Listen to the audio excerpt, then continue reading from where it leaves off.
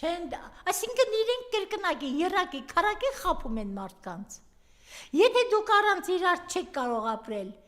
ում է հետաքրքիր դա։ Ինչու եք հայտարարում, որ հեռացել եք։